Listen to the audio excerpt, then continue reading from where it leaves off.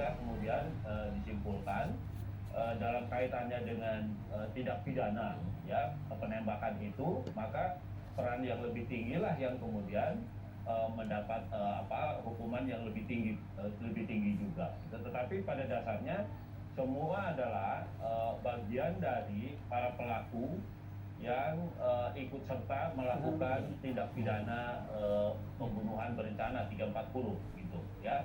Nah karena itu kemudian semua juga dihukum sesuai dengan perannya masing-masing. Nah 55 umpamanya ya, 55 itu kan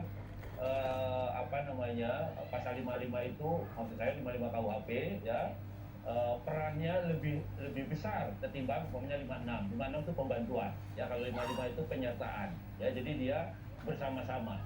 Bahkan kalau bisa jadi ya si peserta pelaku peserta ini hukumannya akan sama dengan pelaku utama gitu, karena dia memang menyertai melakukan tindak pidananya bersama-sama. Lain dengan pembantu. Kalau pembantu kan dia cuma memberi fasilitas, memberi bantuan, memberi kemudahan gitu ya. Meskipun sama-sama seluruhnya dikualifikasi sebagai pelaku utama. Begitu, Mbak Sarah. Oke. Artinya dilihat dari share of responsibility ataupun keterlibatan dua pelaku ini ataupun dua terdakwa ini dalam kasus ini kemudian yang membuat mempengaruhi keyakinan hakim dalam kemudian menjatuhkan vonis seperti itu, Pak Fikar.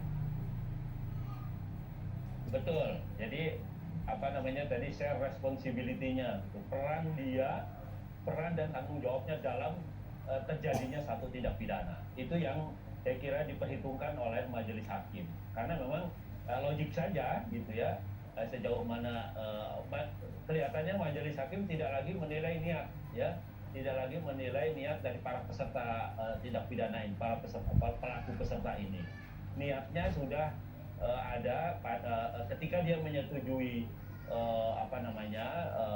tindakan yang dilakukan oleh Pak FS ini, kemudian dia ikut serta, maka dia juga dikualifikasi sebagai pelaku gitu. Nah hanya saja itu tadi mestinya juga diperhitungkan gitu ya, sejauh mana tekanan yang dilakukan oleh Pak FS ini terhadap mereka sehingga mereka mau ikut gitu.